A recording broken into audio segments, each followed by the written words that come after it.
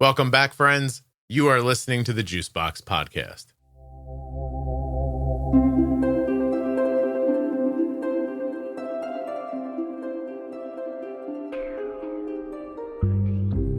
Today we'll be speaking with Pete Thompson. He's a PhD at the University of Manitoba. He's an assistant professor at their Max Ready College of Medicine, and we're talking today about type 1 diabetes research. Nothing you hear on the Juicebox Podcast should be considered advice, medical or otherwise. Always consult a physician before making any changes to your healthcare plan. I know this is going to sound crazy, but Blue Circle Health is a nonprofit that's offering a totally free virtual type 1 diabetes clinical care, education, and support program for adults 18 and up. You heard me right. Free. No strings attached. Just free. Currently, if you live in Florida, Maine, Vermont, Ohio, Delaware, Alabama, or Missouri, you're eligible for Blue Circle Health right now, but they are adding states quickly in 2025. So make sure to follow them at Blue Circle Health on social media and make yourself familiar with bluecirclehealth.org. Blue Circle Health is free. It is without cost. There are no strings attached. I am not hiding anything from you. bluecirclehealth.org. You know why they had to buy an ad? No one believes it's free. I'm having an on-body vibe alert. This episode of the Juicebox Podcast is sponsored by Eversense 365, the only 1-year wear CGM. That's one insertion and one CGM a year. One CGM, 1 year. Not every 10 or 14 days. EversenseCGM.com/juicebox. My name is Peter Thompson. I'm an assistant professor in physiology at the University of Manitoba. Peter, welcome. I appreciate you doing this for me. Fantastic to be here. Thanks a lot, Scott, for the invitation. Oh, it's a pleasure. You know how you ended up here, right? Yeah, I have a little bit of an idea. I think it's really fantastic that you've got a lot of Canadian subscribers and they think that the work you're doing on the podcast is really amazing and it's been game-changing for them. And so, you know, they put the bug in my ear about this, and I think that's how I got here, right? You can correct me if I'm wrong on that. No, that's definitely right. I got the messages. I got the emails. Should I call you, how do you like to be referred to? Dr. Thompson, Peter, what do you expect? You can call me Pete, Peter. I go with either of those. Don't call me Dr. anything. I'll stick with Pete because that's the first thing you said. Good. Tell me a little bit about your background. All right. So basically for me, I've been a researcher for now about 5 years. I got started doing my research training in Alberta. So if you're familiar with things like the Edmonton Protocol on islet transplantation, I did a lot of my training in Edmonton at the University of Alberta. And then I moved to Vancouver and I did a doctorate there. It was actually not until later on in my training that I did a research fellowship. So, you know, this long convoluted route that we take in order to become academics involves, doing all these degrees, but then you have to do sort of an independent mentored research training stint called a postdoc. So I did a postdoc in the University of California, San Francisco. And that's really when I got into the field of doing diabetes research. So yeah, it's been a long journey. Yeah, no kidding. Time-wise, how long is that journey?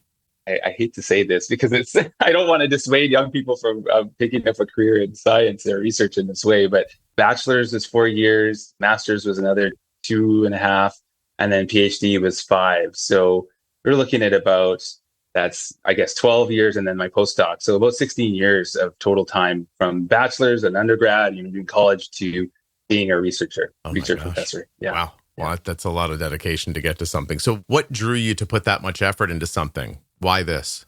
Yeah. I've always been a really curious person. I love understanding how things work. I've always been curious about nature and understanding the world around us. I've been involved in science for pretty much as long as I can remember, from, having my first sort of science kits at home as a kid to doing science research as an undergrad student and then continuing in it.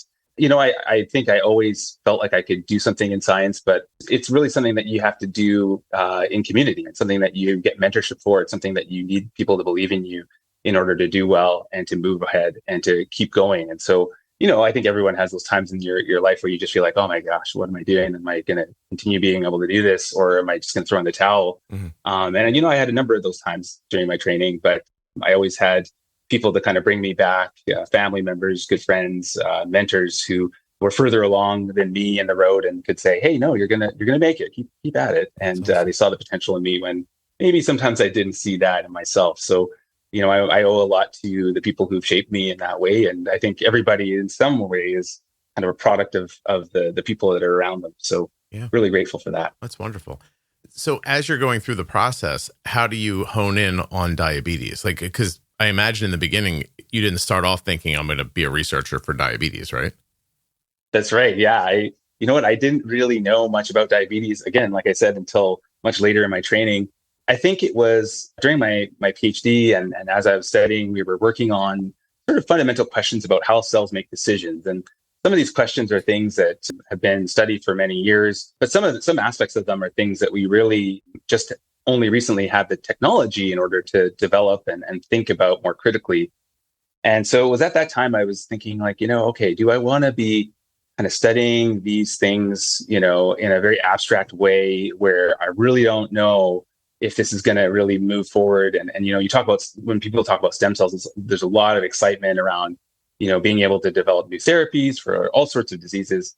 But the work I was doing at the time was very, very fundamental. It's very, very like, hey, how does a cell turn on this gene? How does it turn off this gene? Things like that. Mm-hmm. And so it wasn't something that I could see being directly relevant to, how people live their lives and treatment for disease. And people would often ask me, "Oh, what do you do?" And I kind of have to try to make up some sort of explanation that made sense because, for me, I was like, well, this is interesting from a scientific perspective, but maybe no one else in the world will really care about that. I'm trying to pay for this degree is what I'm trying to do. It was a process. And then, during my research fellowship training, that's kind of when I made that decision. I thought, okay, what are some ways or some questions that are out there that, if we had a bit of a sense of what the answer could be, maybe that could really unlock some doors and it could actually help somebody. And I started, I guess, I don't know, maybe it was an existential crisis sort of thing where you just think, what am I doing? What's my life about? But I had that point at that time in my training, and I felt like I really needed to do something with a medical focus. And so I was thinking about going into either cancer or diabetes. And I have people in my family who have been affected by both of those diseases. And so really, personally, I saw the personal side of both of those. In terms of making a decision, I was really drawn to diabetes because of some of the things I started to learn, especially about type 1. And, to me, I still think that when I was learning about this, it's just shocking to realize that, in the history of what has been done for type 1 diabetes, you go back over 100 years now, and we're still using what was at the time expected to be a stopgap measure. It was expected to be something that could help manage the disease, not something, of course, that was ever envisioned to be something that was like the end game of this is all we're going to be able to do. And, 100 years later, of course, we've made a lot of advancements in a lot of different ways. I don't want to undercut that, but our mainstay therapy for treating diabetes, type 1 diabetes, is still insulin. And I just found that staggering. I don't know of any other branch of medicine or disease-based investigation where, we're still using something that we used 100 years ago. You just think about that, right? Like, so that to me, I think that really stuck out to me. And as I started to dig deeper, I realized that, there was a lot of puzzles. There's a lot of things, mysteries that we don't quite fully grasp yet around type 1. When I started getting to the field, there was a bit of a renaissance happening. So there were a lot of focus moving away from just thinking about type 1 as an autoimmune disease and just saying, well, we need to fix the immune system, to starting to think about the pancreas and what's happening to those cells that get targeted in the pancreas, the insulin producing beta cells.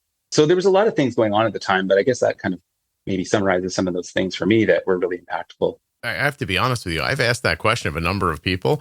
This is the most complete and thoughtful answer I've gotten so far. And I've been doing this a very long time. You'd be surprised. Some people are just, I think the wind blew one way and they ended up as an endocrinologist. It is interesting. Some people it's, family background or, like I was trying to help myself. I do find that there are people who have diabetes who end up in healthcare.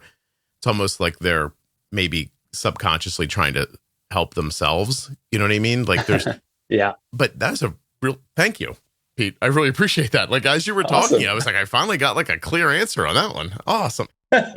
When you finally find a place to work, do you come in and do you decide, I'd like to try to work here because I like what they're doing? Or is it more about finding like lab space where you can try a thing? You want to try, like, how do you go on day one? How do you get started?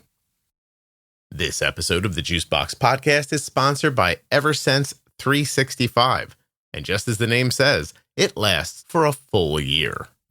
Imagine for a second a CGM with just one sensor placement and one warm-up period every year. Imagine a sensor that has exceptional accuracy over that year and is actually the most accurate CGM in the low range that you can get. What if I told you that this sensor had no risk of falling off or being knocked off? That may seem too good to be true, but I'm not even done telling you about it yet. The Eversense 365 has essentially no compression lows. It features incredibly gentle adhesive for its transmitter. You can take the transmitter off when you don't want to wear your CGM and put it right back on without having to waste the sensor or go through another warm-up period. The app works with iOS and Android, even Apple Watch.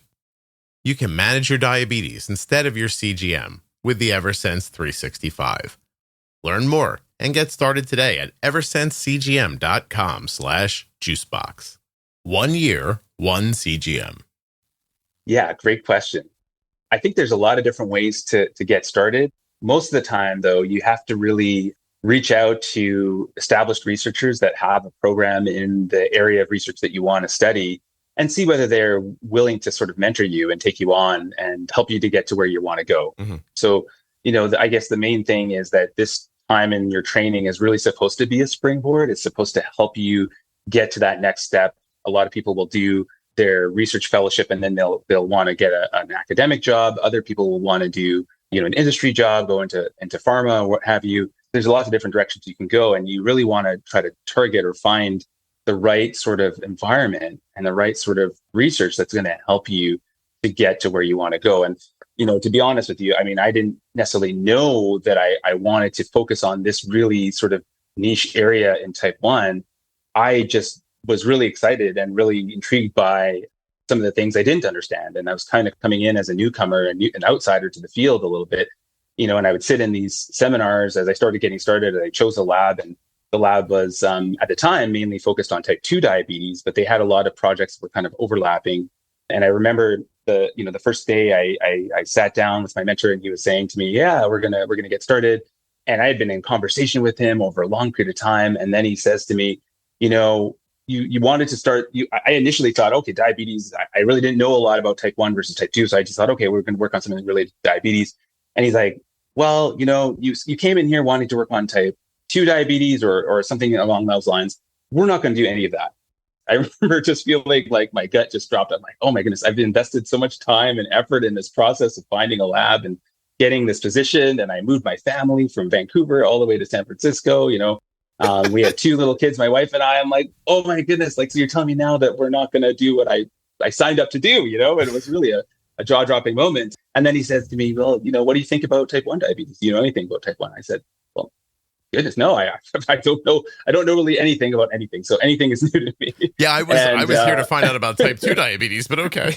Yeah. So it was I really look back on that moment and I see how what could have been okay, oh my goodness, I'm done. I should just, get out while I can, just try to find another position here because, I've invested so much in this and now I'm not going to be able to do it. Yeah. That, or I could say, hey, well, maybe there's something here. Maybe I should pursue it further and just look into it at least. And so I'm, I'm really thankful that I did because I would not be where I am today if I hadn't stayed in this lab. And it was, again, like I said, it was a confluence of all these different factors, where the field was going in general, and then where this lab that I chose to do my fellowship training in, where they had decided to go. And my mentor was saying, we want to start moving into type 1, and we think there's some really cool concepts that haven't been explored and all this stuff. So it was, there's definitely some serendipity there. I'll say that. Is there any, in hindsight, understanding of why the mentor made the shift? I've looked back on this a lot and I've tried to think of, was there anything that he kind of had a sense for? He's the type of guy that I think reads very deeply. He reads a lot of things. He attends a lot of seminars and he picks up information I think other people might not see any value. And so I think he probably had been sort of had some ideas brewing and cooking for a while. But, then when I came to the lab, it was like, okay, I've got, someone new to train and who can I get to work on something that pretty high risk, but if it pays off, it could go pretty far. And so I was willing to take a risk. I took a bit of a gamble, and it paid off there. I think he's thinking, this Peter guy he's screwed, basically. I just drug him across the country and he can't even say no. He's going to have to say yes. I think some of that entered into the equation for sure. Yeah. He's like, finally, I got a sucker here to work on this new thing for me. Totally. No, it's awesome though. Like, look, we're like, so let's walk through where that moment led you. Tell me, that day is how long ago? 5 years? That day now is, so it would have been January 2016. So it's going on 9 years. 9 years. Now. Okay. So 9 years ago, by the way, I'd like to do another podcast on the conversation you had with your wife when you got home that night. Oh, yes. I think she would love to weigh in on that because there were some tight moments there, some tense moments for sure in our home after that. Yeah, you know what? You make a better point. I'll get her because she'll start out. So Dummy took us from Vancouver over here. Yeah, totally. Yeah. What did these last 9, I know this is a big question, but what have these last 9 years been? And where have they led you? Like, where are you right now? Yeah. So we started out with just a really simple idea or a really simple question, which is, if you look in how type 1 diabetes develops, can we look a little earlier than when diagnosis happens? And if so, what is going on in the pancreas? What's going on at the level of beta cells? Are they really just kind of sitting there, sitting ducks to be picked off by this really, sort of poorly understood autoimmunity that we really don't understand yet? Or is there something going on? Is it a sort of a two-way street? And maybe some things that they're doing could be part of this really complex equation that leads to type 1, right? And so we started thinking about these earlier sort of stress responses. We like to think about beta cells as cells that are very prone to being stressed. And simply what I think I mean by that would be just that, there's a lot of ways that they can stop doing what they're supposed to do. And not just in the sense that they get killed by the immune system or they die, but that they can sort of say, well, I'm not going to make insulin for a little while. I'm too tired. I'm too exhausted. I got these other things to deal with. So they have these complex behaviors that we're kind of still trying to work out, I would say, in the field.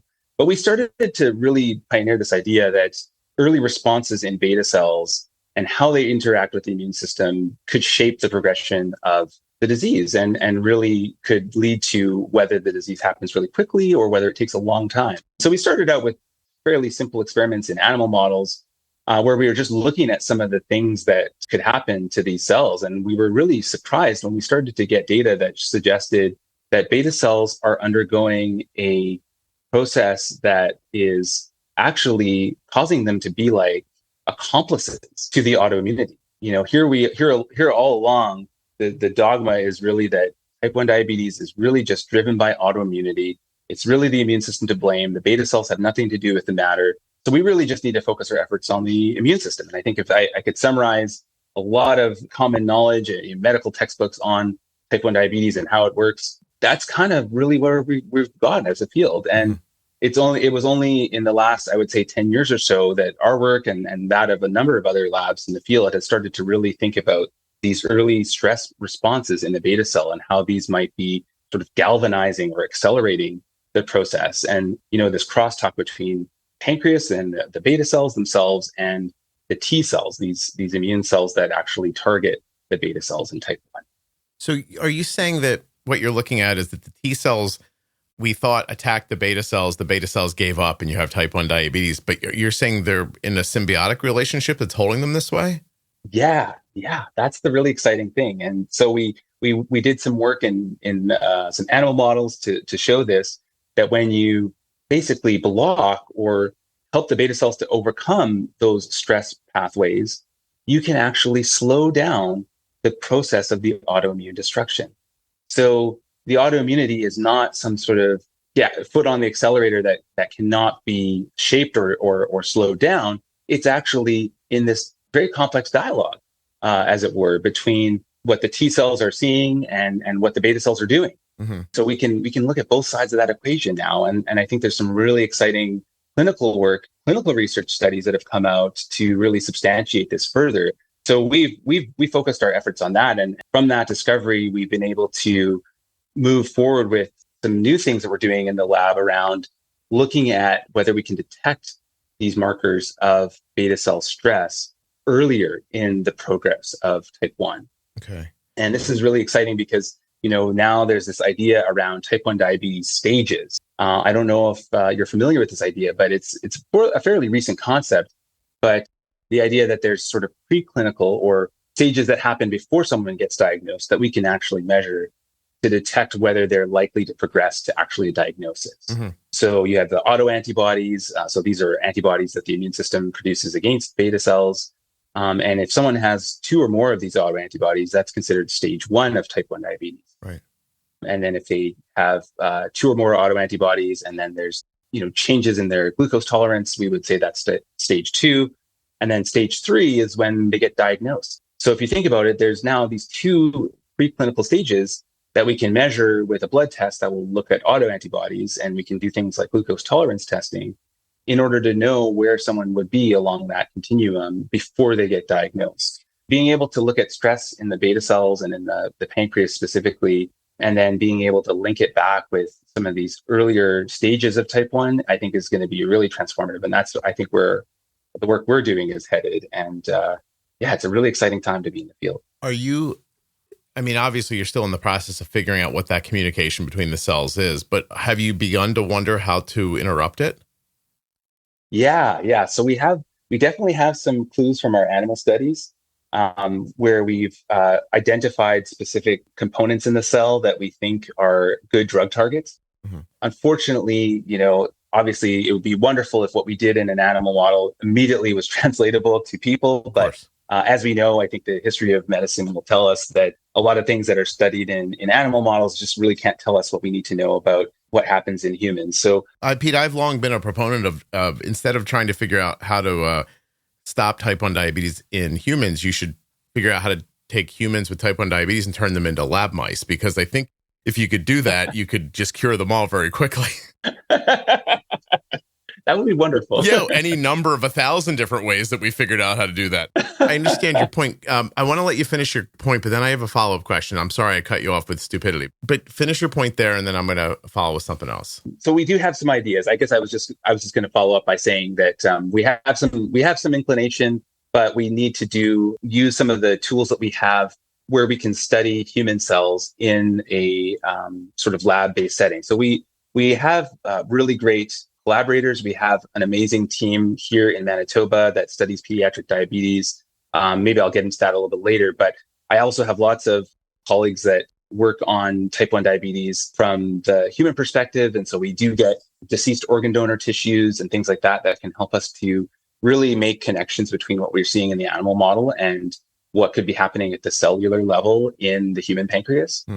So those are really amazing tools. And I'm very indebted to, the expertise of my colleagues in that way, those who are doing the immunology side of it, because I'm not an immunologist myself, but, we do want to understand the immunology. We know that there's a crosstalk there. And I hope nothing that I've said would let anyone or lead anyone to believe that I'm not, that I'm saying that type 1 is not an autoimmune disorder. Of course it is, but I think we just need to broaden our understanding of what that actually means. Right. We don't want to just think that it's only the immune system and that there's nothing that's going on with the beta cells themselves. Oh, no, I think it's important to, as you were talking, what I was focused on in my own mind was that idea that somebody has an idea, it might be this. And then they spend a lifetime chasing that pathway. Well, maybe that will be it. And maybe they'll get to the end and be like, oh, I fixed it. But we need other people going down other paths. Yeah. And chasing other ideas. Like a decade ago, there was somebody saying, I think it's possible, we used to think of the beta cells as being dead, but I forget what the name of the research. They're like, I don't think they're dead. She's like, I think they're frozen. That's how she described them, as they were swollen and couldn't move and do their job or something like that. And I was like, when she said that, I thought, cool, go figure out if that's what's happening. Absolutely. You go look at that, right? Now I have a new second question. I'll ask this one first. How much do you count on other labs? I've spoken with other researchers. Some of them share their, you guys had kind of a network of computers, I guess, and backroom stuff where you can see what other people are doing. But is AI going to help you move these things along more quickly? You're in Manitoba and you're thinking about what you're thinking about, and somebody somewhere else thinking about something else. How do we push it all together and then ask a bigger mind? Do you see any throughways here? between all these different ideas? I think there's a lot of potential for AI, and I know it's already being used in some settings to try to bring things together. Like you said, we need to have more contact. I think what has, in my limited time in the field, I've seen this. I know a number of other colleagues I've spoken with have seen this and observed this over the years. Just that, it's so easy to be very siloed in science. Yeah. Academic researchers are notorious for having pet ideas or concepts. They don't want anyone to steal it. They don't want anyone to know about it. And they want to kind of work on it in their own isolated little bubble. Well, that's just not the way that sciences can be done and be effective in the 21st century. We really need to come out of our silos and share data, share information. And AI is definitely one of those ways that we can do that. I think a lot of effort is being placed on this from major consortia. And we see some of that happening, a lot of that happening in the US with what's called the Human Pancreas Analysis Program, or HPAP, as we like to call it. This is a huge data gathering consortium where they're basically saying, well, hey, if we can study, this aspect and this aspect and this, and put it all together from, hundreds of deceased organ donor pancreas and people who had type 1 and get blood samples and do all of this stuff and bring it together, we would have this amazing resource for the community.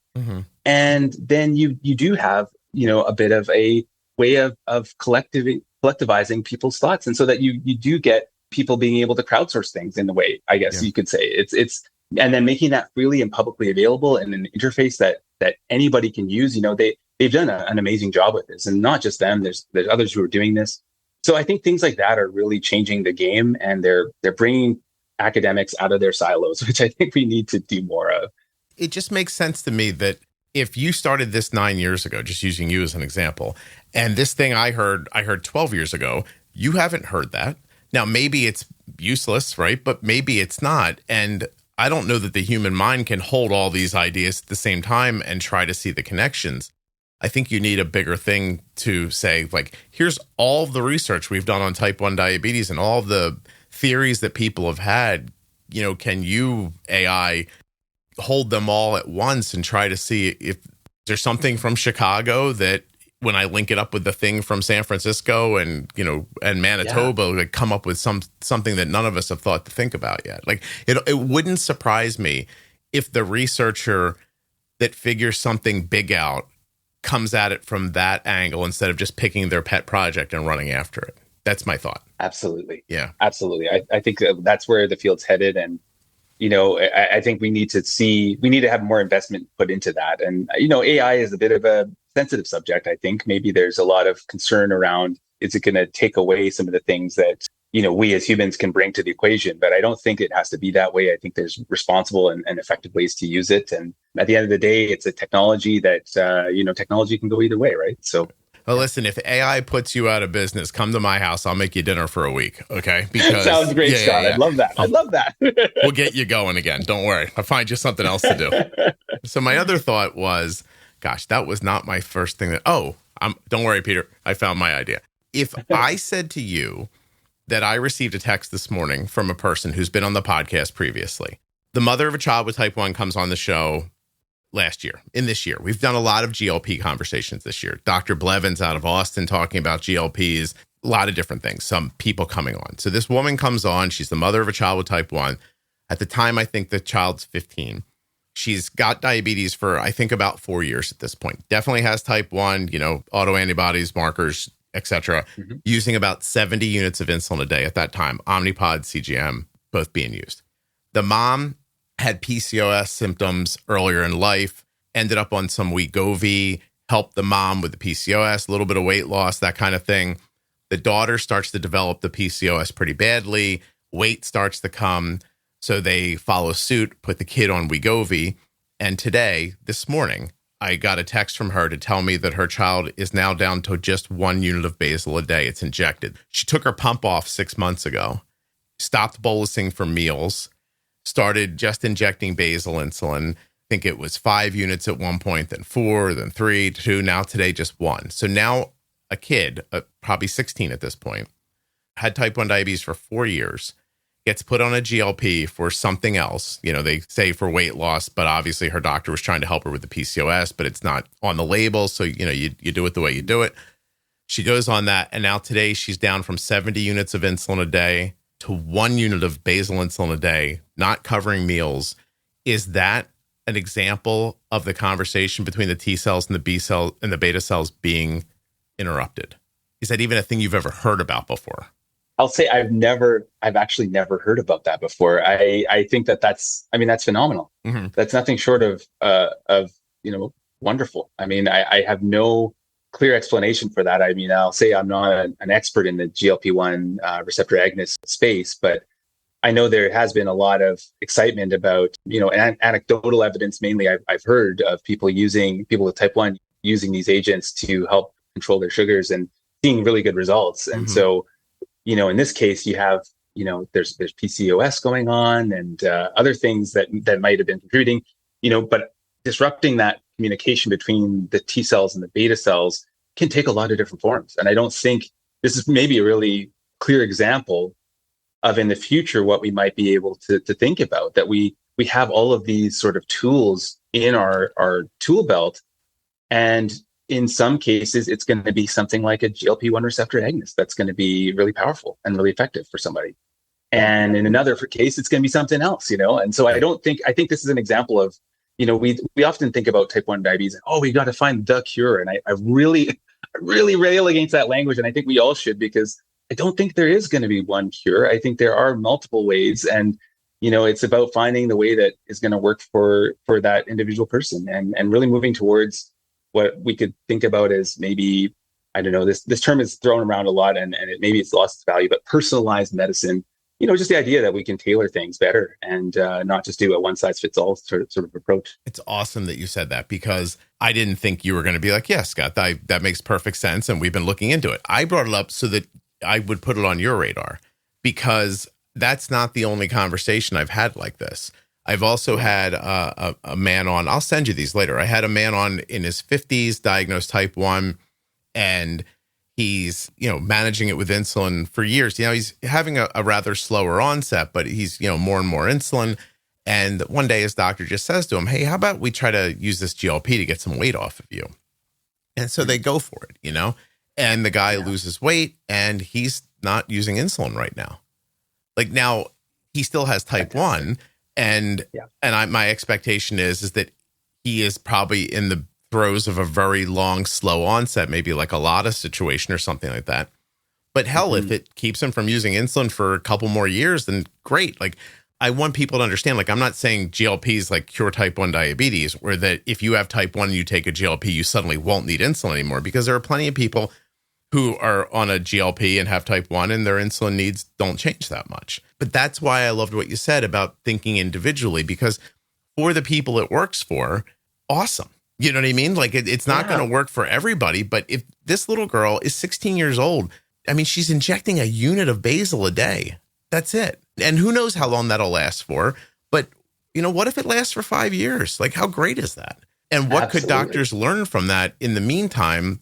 Like, if we look up, like, I'll tell you right now that my daughter uses a GLP with her type 1, and it does pretty significantly bring down her insulin needs, maybe by 20%, right? Now, she lost 15 pounds. Like, is it because she lost some weight? Is it because it changed how her eating worked? Like, you know what? Maybe she's just taking in fewer carbs and her body mass is lower, and so she's using less insulin. That's fine. But here are the things it's also doing. My daughter also has PCOS symptoms. Her stomach pain significantly decreased on a GLP. My daughter has had, since her period started, and she's 20 now, she's had trouble with acne. Her acne almost completely gone on a GLP medication. Is that inflammation? Right? Is the GLP lowering her inflammation? Like, I think we need people to pay attention, is what I'm saying. That's all. Absolutely. I 100% agree. And I think it just points to that idea that we need to take note of these cases and these situations where we're seeing benefits. And also I would add that, we don't always necessarily need to know every single detail of exactly how these things are doing what they're doing. As long as we understand that they're safe, we understand what they should be used for and what they shouldn't be used for. I think there's a lot of space in that gray zone, that, if you will, of, you talk to someone who's an expert in this field, they'll say, we understand X, Y, and Z about what GLP-1 receptor agonists are doing. But then there's this whole other alphabet of things that they could say that we really don't understand why it improves this and that and the next thing. It just does. And maybe that's enough, right? Yeah. Right. Yeah. Oh, so Peter, this is off the topic and then we'll get back to your thing. But the reason we knew to try the GLP for my daughter is because I tried it for weight. So I'm probably 57 or 58 pounds lighter today than I was almost 2 years ago, Wow. which is awesome. Yeah. And it's changed my life in a million different ways. But moreover, throughout my life, I was a person who, no matter how well I ate, I gained weight. I always I would joke with people that, like, if I decided that today I was going to have a sandwich with bread, then tomorrow I would retain water like a pregnant lady. Like I'd wake up like 3 pounds heavier. Like you and I could eat the same thing and I'd gain 3 pounds and you'd be like, I don't understand what happened to you. I also, through my adult life, was having to get iron infusions because my body would not absorb iron like through my diet. And even if I took supplements, it just didn't work. But do you know, I haven't had an iron infusion since I started using a GLP medication. And to that, I would say exactly what you just said. I don't know why, and I don't care why. Yeah. Right. It helped me. So if someone can figure it out to explain it to somebody one day, that'd be awesome. But for me personally, I don't care. Yeah. I'm doing better now today. So anyway, I'm sorry. So tell me a little more about what the research you're doing. So in our research, we are really trying to develop ways to better understand and then better target the stress responses that beta cells experience before type 1 diabetes develops. So we use animal models. As I mentioned, we use deceased organ donor tissues as well, because some of these responses, they're quite volatile, if you will. So, if we kind of try to study them in a dish, the cells won't behave the same way that we think they're behaving when they're in the pancreas. So we can sort of trigger them or manipulate these pathways to sort of mimic those responses in a dish or in a test tube. And then we can, kind of gain insights into, okay, if this is what it looks like in a dish or in a test tube, well, how does that correspond to what we see in the pancreas and what could be happening at this particular stage of, the development of diabetes? And so we're doing a lot of work in that sort of early stage space, because I think kudos to my colleagues who are working on stem cells and islet replacement therapies. I think there's amazing groundbreaking work that's being done in that area. But I think they would be the first to also recognize that, there's a lot of hurdles, there's a lot of challenges, and these types of therapies are not going to work for everybody. And more to the point, we need to move beyond just, dealing with a disease once it happens to understanding why it happened. And then hopefully eventually one day being able to completely head it off at the pass so that nobody ever develops it again. And I think that's where our research is really looking to the future and saying, we have these tools and approaches and medications, and maybe it's transplantation as well that can be done when people develop type 1, that maybe even one day it could be safe for kids who develop type 1. What could we do that would, head things off at the pass and prevent the development of type 1 for, people who will go on to develop it? And if we understand more about what's happening in those early stages, then there's things that we can do. So I'm really excited about that part. I think that there's a lot of questions we don't have the answers to yet. But I think this is where, as what I would like to call a fundamental or basic research scientist. So, there's this kind of divide between people who study things in a cell model or in a dish versus people who are studying things in, clinical setting with patients and things like that, the clinical basic science divide. Basic researchers need to do better at engaging with people who have diabetes and with clinicians. And I think for too long, I've seen in my own experience, there has been a big divide. If you're, doing fundamental research, sometimes it's very difficult to build connections with clinicians. For a lot of clinicians, they don't have the time to spend to think about research. They're dealing with a patient caseload. They have to get through that, right? They don't have time to go beyond that. Mm-hmm. And then on the other side, you have a lot of basic researchers who are just so focused on their cells in a dish that they don't want to look beyond that to ask the question, to have it occur to them, well, is what I'm doing even important for people who have diabetes? Right. Do they even care, that I'm doing this? Is it going to make any difference to them? And so I think that's where I've started to really take cues and learn from a lot of the partners that I've been able to develop, partnerships we've developed here in Manitoba. We've got a family advisory group that's really helped to shape some of the research direction and giving us feedback and ideas. And we go to them a lot and we exchange knowledge. The idea that somehow as a basic researcher, because I have a degree and I've done this research, that I know more than someone who doesn't about diabetes I don't think is accurate. And I think we need to get away from, recognizing that one person's knowledge, or thinking that one person's knowledge is better than another. It's not. It's just different knowledge. Mm-hmm. I had a really dear friend, and she's a patient partner on one of the team grants that I work on, who had to really drill this into us. And everybody's at a different stage with this. There's some basic researchers that have been in the field for so long, and this is so new to them. But she had to really drill it into us and say that, and she's lived with type 1 diabetes for over 50 years. She has a daughter with type 1. And she's like, look, I am an expert in what it means to have type 1 and manage it and manage it for my daughter. Like, I've gone through this. I have this experience that's so valuable. We need to be recognized as experts in our own right in this area. And I was just like, that's exactly what we need to recognize and hear. Mm. I've been really learning from that and trying to change my perspective and recognize that, different types of knowledge can be brought together. And when we do that, we're all better off for it. Yeah. That's kind of where I think we've been going as well, is that we don't want to just to be developing these questions in an isolated bubble. This idea that we don't want to be just thinking about things without any sort of communication or interaction, and being able to share that knowledge. So seeing it as a two-way street. What do you think the best way is because it's interesting because we don't know each other, but I'm on this idea as well. So I started off by saying that I've had, thousands of, by the time this podcast is over, I'll have thousands of episodes of people coming on here and saying, telling their stories, or, anecdotally explaining how they handled something. And I one day said to myself, I used to tell people, Peter, just go listen to the podcast and you'll know how to take care of your diabetes. Right? Like, that's when I started. Like, I was 200-300 episodes into it. And I was like, I don't know how to explain it to you, but if you start at the beginning and listen, your A1C will just come down into the 6s, which, by the way, worked for people, which made me think that therein lies the answer. I don't have a wide enough lens to tell you exactly where the answers are. I just know they're in there.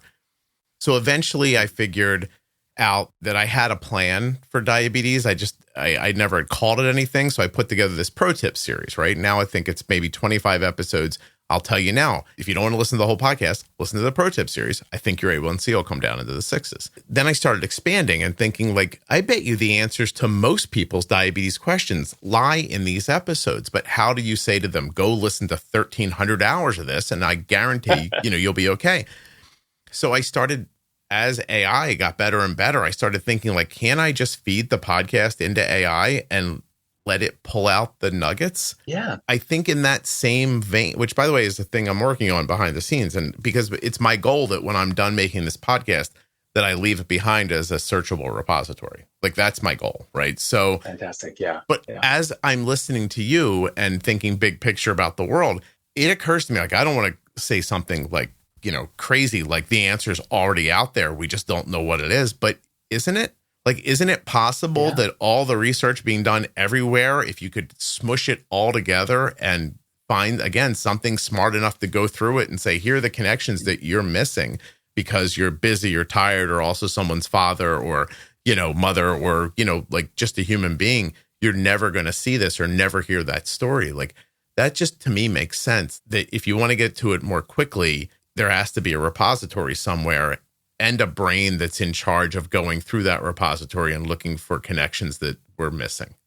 Yeah, I love that idea, really. Yeah. I think that that's going to be really impactful. And I would love to see something like that put together for, with your podcast, you're doing that, but also, in the research space, something that really would bring everything together. I think there's just so much out there. And I mean, I'm always baffled when I try to keep up with reading the current literature even in my sort of little tiny subfield of type 1 research. And I still can't keep on top of it because there's just so much new stuff coming out all the time. And how would you? So the idea of being able to bring it all together is, really remarkable. Pete, if I asked you about a movie that was coming out, you might say, I didn't hear about that one. Yeah. There's no way for you to know about everything that's happening. Yeah. And if you're doing the important work of drilling down on something, focused and small, you can't see big picture, little picture at the same time. Yeah. We don't have the capacity for that. Like, it makes me wonder how many things in the world have gone right. And if you could go back and watch them happen, that you wouldn't learn that it was just by dumb luck or happenstance that it actually worked out. You know what I mean? Absolutely. Yeah. Yeah. I think it's a lot like stuff like that. Well, probably everything. Like that's probably what life is. So I don't want to wait for happenstance to happen. It probably will. Like probably some guy's going to wake. I mean, some guy's going to wake up 50 years from now and go, oh, no kidding. I got it. This is how you cure type 1 diabetes. It just so happened that all these things happen. Like, can't we force that to happen more quickly is my point. And I think it's here now. I think we can actually. So it's gotta be. It's gotta be. Yeah. I need one of you to start thinking about that. That's all. I don't know which one. I don't care which one of you. Your mentor, he seemed willing to pivot on a dime. Yeah, no, exactly.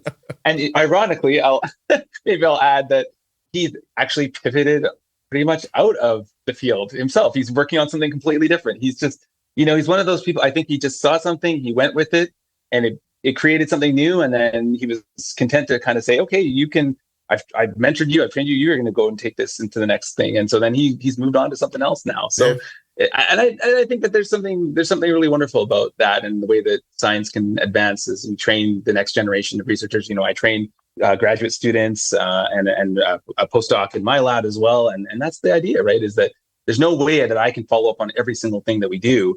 So I'm hoping that of the people that I train, there's going to be someone who's like, hey, yeah, this is going to be cool. I'm going to take it in this direction and think of things that I never thought of. And that's what I've been able to do in my lab from the training that I've received. So when you work with clinicians, like when you do have connections with them, what are your takeaways from them that have helped you with your work? I think one of the biggest takeaways is, it's getting more specific with the questions that we ask. Instead of saying, well, does, X happen in type 1 diabetes? We can say, well, does X happen in children with type 1 diabetes at this stage? And really drilling down on some of the things that we don't think about because we don't work with people in our research. We're working with cells in a dish, or we're working with, sections from a pancreas, or we're working with animals, So it opens your eyes to things that you just so quickly overlook. And you'd be surprised at how easy it is to make generalizations about the work that you do that turn out to be inaccurate. I think that part of our human brain wiring is really just to try to find shortcuts, right? We're always trying to simplify the complex information that's being inundated to us every day. And, you do that by making assumptions. Well, this was this way today, and it's been that way yesterday, so it's probably going to be that way tomorrow. And we do that in so many different areas of life. And so it does come over into the side of research where we just make generalizations about what we're doing, and we're not careful to sort of nuance those. And you'd be surprised at how many research papers you read that when you read some of the things that are done and the conclusions that are made, you have to be very careful that we're not overgeneralizing or making the conclusion so sweepingly broad that we're missing the ways that it actually might be relevant very specifically, but not relevant in other ways. And so I always try to tell my students, it's not just important that you show that, whatever the process happens in this particular context. It's also important to show when it doesn't. And when, if you have a negative result, that is very important and very valuable too. There's a parable about a pot roast, and you'll maybe stop me, but little girl and her mom are making a pot roast. Mom takes out the pan, she takes out the pot roast, she cuts both the ends off the roast, puts it in the pan, puts it in the oven. It strikes the little girl as odd. She says, Mom, why did you cut the ends off the pot roast? The mother says, that's how my mom made it. So the little girl queries the grandmother, and, she says, Grandmom, my mom did this with the pot roast. Why? And the grandmother says, well, that's how my mom made it. So they go to the old folks' home and they find the great grandmother and they tell her this story and, say, Grandmom, why'd you cut the ends off the pot roast? And she thinks and thinks and thinks. And she says, I had a really short pan. I just think we end up doing a lot of things and we don't know why we're doing them. Absolutely. Yeah. I would totally agree with that. Yeah. So if that's the case, then you're making big decisions about things you're putting your life's work into. It made me think of what you said, like you generalize and to like fill in the gap. You're like, well, this must mean that because that makes sense to me. But that doesn't mean right. Doesn't mean it's true. Yeah. How many generations of people will do research the way you're doing it now? Do you think it'll shift at some point? You mean shift more towards the team science? Or when's it going to be Star Trek? When are you going to start telling the computer, I'm trying to figure this out today, help me figure this out? You understand the world's information. I think it could probably be if I'm fortunate or lucky enough to have a long standing career, maybe 30 whatever year career, I would say at some point along this road that's things are going to start to shift in that direction. Yeah. The students that I'm training today, when if some of them do choose to do a career in diabetes research, I think that they're going to be the ones that maybe those types of tools are just commonplace, and it's like, yeah, this is just what you do. And then we save our very precious human brain power for the things that we can do best, rather than trying to assimilate all this information that we can never do, right? But yeah, it's a relevant question, because I think it also has to do with, how are we training the next generation? Are we training them how to think in a certain way, or are we also complementing that with, here are the tools that are going to be essential for us to do our job better, right? And some of these things are things that we're just learning how to use. We don't really know the best way to implement them. We're starting to see how they could be beneficial, but in the future, you're going to probably be relying on these things, because there's just going to be there is already, and there will continue to be so much information that you can never process, right? I think that the day-to-day life of people in short order, 100 years, is going to look so different than it is right now. Person from today wouldn't recognize what a day in the life looks like anymore. It's possible we get back to everybody, growing tomatoes and hanging out and chatting and, because maybe the Terminator doesn't kill us all, Peter. Maybe it actually helps us, right? So yeah, that wouldn't that be wonderful? Yeah, wouldn't that be seriously, you're not going to stop this process now. It's in motion, and this is the way it's going to go. I'm hopeful that with the limited, I don't reach that many people, but with the people I reach, I would like it if you guys would all think about how can I use these tools to make the thing I'm doing better, more accurate, more valuable. Not so much about limiting your own effort. I've said to people before, one of my favorite pastimes is to think to the end of my knowledge and wonder what's on the opposite side of that. Because when I get to what I don't understand, I know there's more. I just don't understand it. I hope people can use technology to wonder beyond that, because I think you're all asking yourselves a lot of important questions that you just don't know the answers to. But what if we can come up with bridges to those answers? And what will that do for people? Because like you said, it very well may turn out that if I hold 10 people in front of me with type 1 diabetes, that they all aren't going to get to a world where they don't need man-made insulin the same way. There might be different pathways for those people. It's awesome that you're thinking about it that way. Yeah, that's definitely, I think, a key takeaway for me from our conversation today. I'm going to really look into that more and think a lot about that more, because whenever I can have conversations like this and then come away with it with something that I didn't think about, or a way that I could apply knowledge in a different way, I'm really grateful for that. So yeah, thanks for that. No, definitely. Please. Listen, but hopefully it helps you. But I sit here, I think about your job, and I think, what if someone trained a large language model with just the research papers from the last, 15 years about type 1 diabetes and people who were trying to cure it? What if there was an AI system that could only think about what was in that information, and that you could sit down at a terminal and ask it questions? That'd be awesome. Yeah, no, I really would love that. Of course you do.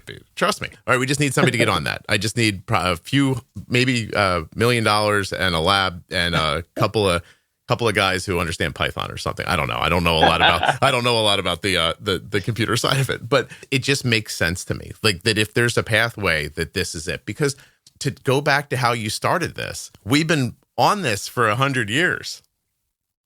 And all we got is it's synthetic now, not from beef and pork, and it works a little faster. Yeah. That's how far we've gotten in 100 years. Now, that's awesome. Don't take me wrong. Mm-hmm. I think it's awesome.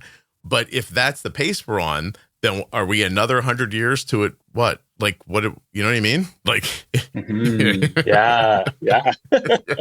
You need to connect the through lines. And Pete could work his whole life, and 5 years later, someone could start over and no one would know a damn thing about what you spent your life on. And that's not how we're going to build on ourselves, I think. Yeah. Geez, this is turned into a bummer at the end, Pete. I didn't mean for it to. Well, we had fun along the way, I think, didn't we? 100%. Is there anything that I didn't ask you about that you wanted to talk about?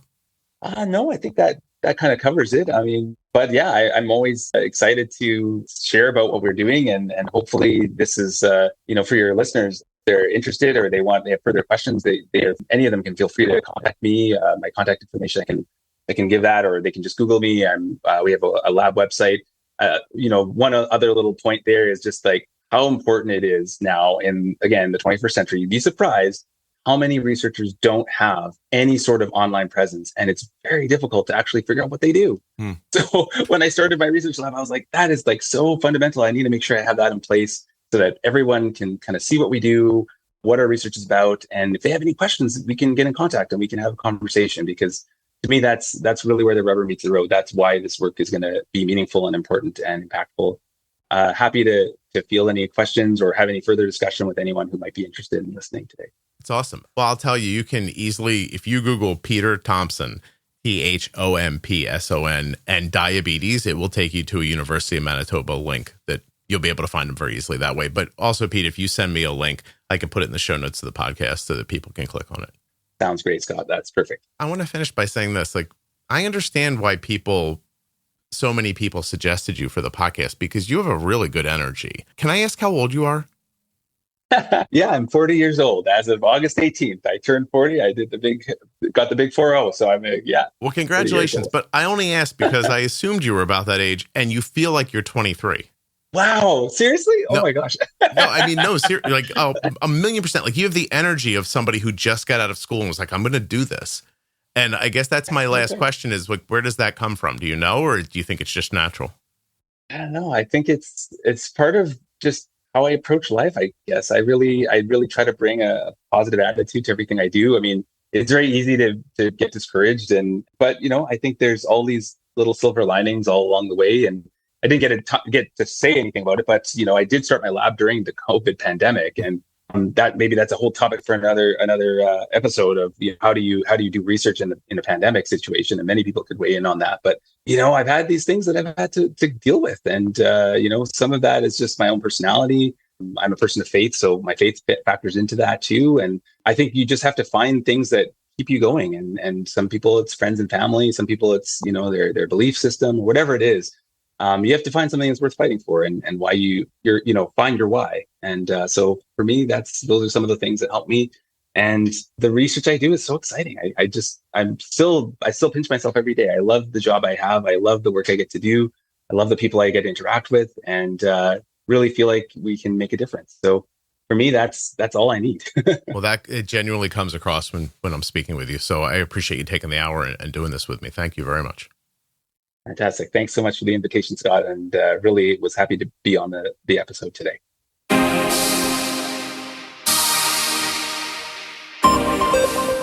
I'd like to thank the Eversense 365 for sponsoring this episode of the Juicebox Podcast, and remind you that if you want the only sensor that gets inserted once a year and not every 14 days, you want the Eversense CGM. EversenseCGM.com/juicebox. 1 year, 1 CGM.